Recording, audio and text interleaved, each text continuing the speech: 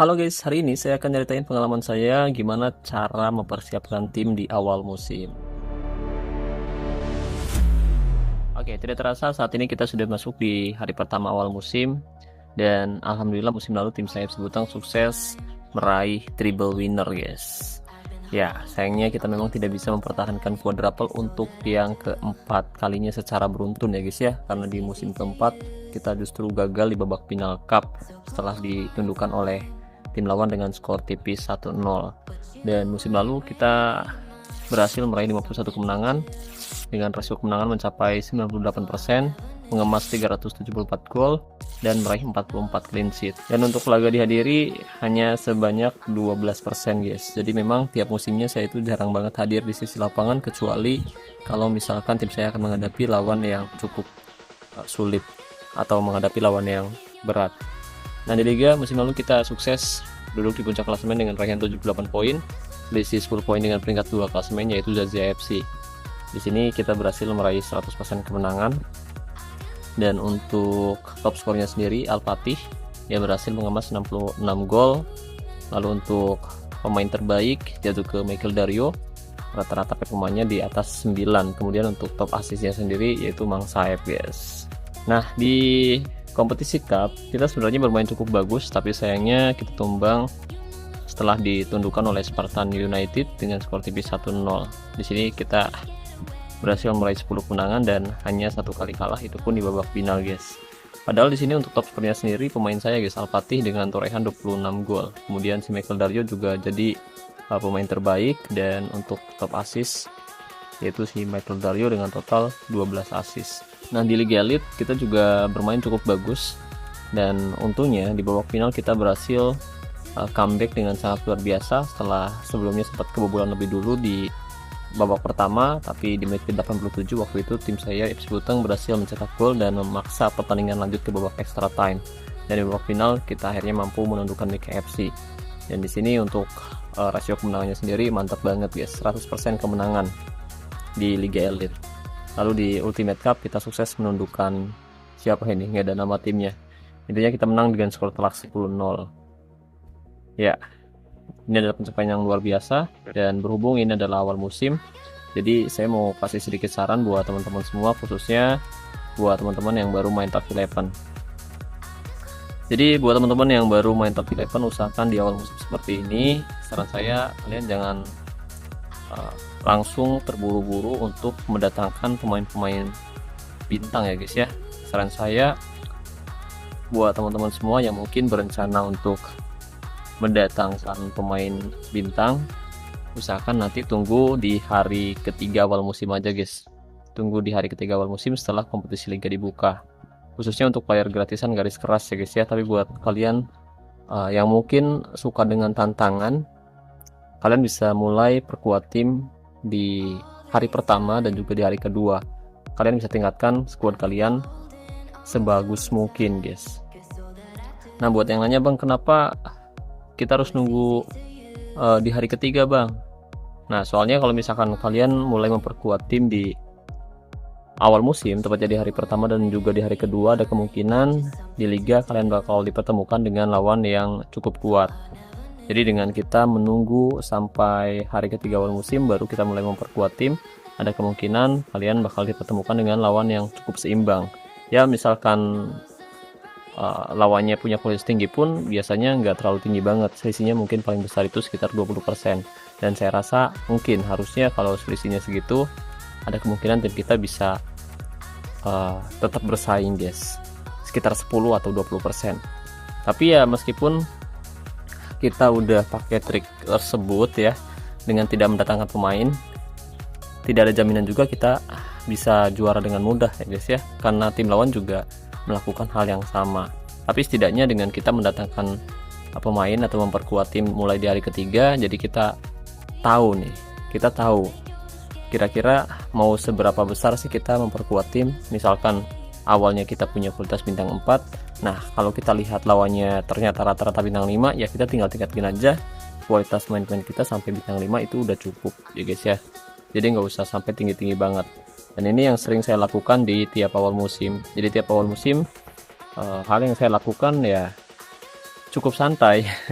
Jadi saya biasanya hanya akan melatih tim saya untuk tingkatin form latihan dan juga bonus ketajaman aja guys. Sisanya ya udah paling nabung booster kondisi, habis itu ditinggal gitu. Besoknya lagi login, ya paling cuma buat latihan harian aja ya guys ya. Dan untuk latihan harian juga karena ini masih awal, jadi kita nggak perlu melatih tim kita sampai punya form latihan cukup tinggi guys, nggak perlu. Cukup yang paling penting itu bonus ketajamannya itu maksimal ya guys ya. Bonus ketajamannya itu maksimal. Dan di sini teman-teman bisa lihat untuk bonus ketajaman pemain saya masih 0 karena 2 hari yang lalu saya 2 hari. Karena udah 2 hari ini saya nggak melatih tim saya guys. Nah, di sini masih belum ya guys ya, masih belum dilatih. Bonus ketajamannya masih 0. Oke. Dan kita bakal ningkatin untuk form latihannya itu nggak usah terlalu tinggi di awal musim karena lawan yang dihadapi pun memang nggak terlalu berat. Cukup ditingkatin ke angka 12 saja, saya rasa itu udah bagus untuk di awal musim. Tapi kalau misalkan di awal musim kalian udah ketemu lawan yang kuat, ya mau nggak mau kalian harus ningkatin form latihannya cukup tinggi. Dan untuk cara melatihnya juga cukup mudah, kalian bisa pilih semua pemain. Lalu di sini kita bisa klaim buku strategi gratis ya tiap hari. Nah, total ada 4 buku strategi, 1 diantaranya gratis dan 3-nya harus nonton iklan. Tapi kalau kalian males cukup 1 aja nggak apa-apa. Lalu di sini kita bisa gunakan buku strategi yang menyerang ya guys ya, sesuai dengan form latihan yang tadi kita tingkatkan guys, tapi berhubung bonus ketajamannya ini kosong banget, jadi saya akan gunakan 2 buku strategi biar bonus ketajaman itu bisa langsung naik maksimal guys. Oke, kemudian untuk drill latihan lainnya, di sini kita bakal pakai 1 drill latihan penyelesaian 1 lawan 1 dan kontrol bola. Nah, tujuan saya menggunakan drill latihan dengan intensitas mudah dan juga sangat mudah, tujuannya agar pemain kita nggak mudah lelah. Dan di sini untuk kondisi pemainnya akan minus 5,25% per sesi latihan. Lalu klik konfirmasi dan sini kita langsung aja gunakan 2 kali bonus latihan agar proses latihannya bisa lebih cepat, agar form latihan meningkat bisa lebih cepat. Oke, sesi latihan dimulai dan kita lihat form latihan sekarang udah maksimal di angka 12 dan sebenarnya bisa kita tingkatkan lagi sampai lebih tinggi, tapi tunggu nanti aja kalau misalkan lawan yang akan kita hadapi cukup berat. Kalau lawannya dirasa kalau lawan dirasa nggak terlalu berat, nggak usah ditingkatkan terlalu tinggi juga nggak apa-apa, karena semakin besar form latihan akan semakin sulit kita untuk bisa meningkatkan lagi form latihannya guys, karena ketika form latihannya udah tinggi banget kita membutuhkan buku strategi yang juga intensitasnya tinggi. Di sini bisa pakai expert ataupun yang ultimate. Kalau kita tingkatkan pakai buku strategi starter memang lumayan susah, apalagi kalau misalkan kita nggak pakai buku strategi, ada kemungkinan form latihan dan juga bonus ketajaman itu naiknya itu dikit banget guys. Jadi hal itu bakal bikin pemain kita kelelahan ya guys ya. Nah, buat yang nanya, bang kalau kayak gitu cara latihannya nanti skillnya nggak mau naik. Nah, untuk meningkatkan skill pemain atau atribut kunci pemain, saran saya daripada kita ngandelin sesi latihan harian, lebih baik kalau misalkan kalian punya sedikit booster ya, lebih baik kalian bentuk atribut kunci untuk pemain andalan kalian guys. Kalian bentuk atribut kuncinya, karena dengan terbentuknya atribut kunci, hal itu bisa bikin permainan pemain andalan kalian itu bisa lebih bagus ya guys ya. Mereka bisa cetak banyak gol dan juga bisa memberikan kontribusi yang apik dan bisa menjadi pembeda di setiap pertandingannya, khususnya ketika laga-laga penting. Tapi kalau kalian misalkan mengandalkan pemain dari pemandu bakat ataupun dari lelang, ya saya rasa itu bakal sulit juga sih untuk bisa meraih gelar juara di tiap musimnya. Dan hal ini udah saya lakukan selama 7 musim beruntun dan hasilnya sangat memuaskan. Hal ini udah saya lakukan selama 7 musim beruntun, hasilnya sangat memuaskan. Di musim pertama kita berhasil meraih trofi liga, di musim kedua kita berhasil meraih treble winner, di musim ketiga kita cuma bisa mempertahankan trofi liga lagi, dan di musim keempat kita sukses meraih quadruple pertama, di musim kelima kita berhasil pertahankan quadruple, di musim keenam kita juga sukses pertahankan quadruple, lalu di musim ketujuh kita berhasil meraih triple winner guys. Oke, ini adalah pencapaian yang luar biasa ya guys ya. Karena dengan taktik, strategi, dan formasi yang tepat serta gimana kita memahami squad kita dan memahami cara bermain top 11 seperti ini, dan kita punya kans untuk bisa selalu meraih gelar juara di tiap musimnya.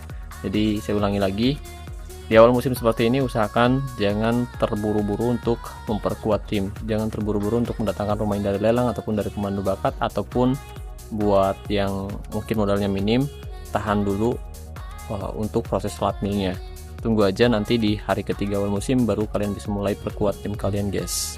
Oke, jadi mungkin itu saja yang bisa saya bahas kali ini. Makasih banyak buat teman-teman yang udah nonton video ini dari awal sampai selesai. Semoga pembahasannya bermanfaat. Terima kasih juga buat membership NTP11. Makasih buat teman-teman yang selalu mendukung dan mendoakan saya sejauh ini. Saya Nur, sampai jumpa di video selanjutnya. Salam olahraga, salam Top 11 Indonesia.